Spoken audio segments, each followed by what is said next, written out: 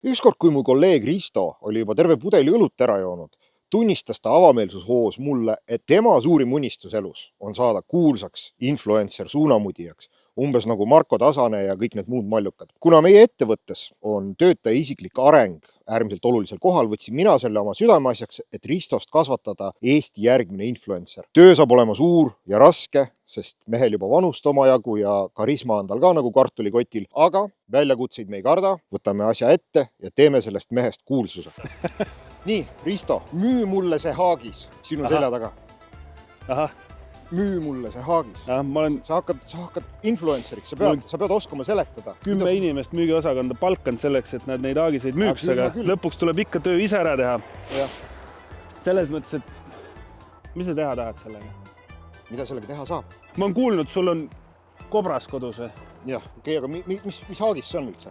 See on selline 3-meetrine kastikas. Ta on Kuule, oota, stopp, Risto. Kõikide eelduste kohaselt. Risto, mis su kehakeel teeb? Mis su kehakeel teeb? Mina ei tea. See ei ole Kaitseliidu rivistus.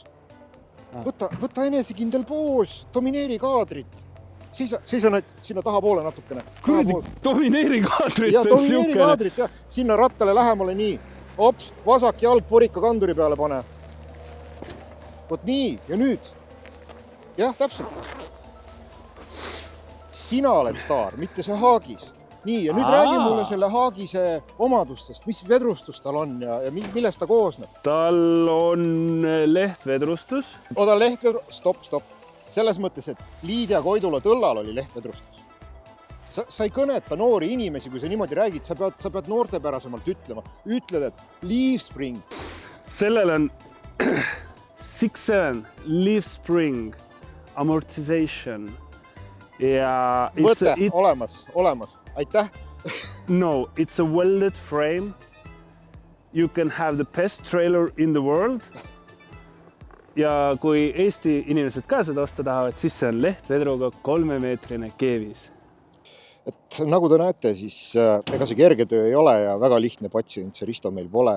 Aga põhimõtteliselt nii, et kui iga kord, kui mul meeleheide peale tuleb, siis ma meenutan lapsepõlve ja seda, kuidas ma ükskord Moskva tsirkuses käisin ja seal karud sõitsid mootorratastega, saate aru, Voskhod 3M oli neil ja siis ma mõtlen, et kui ma ikkagi õige pikkusega piitsa leiaks, et küll me selle Risto nimelise karumumi ka ratta selga saame. Ja senikaua, kuni ma piitsa otsin, kirjutage kommentaaridesse, et millest te tahaksite videoid, et Risto teeks.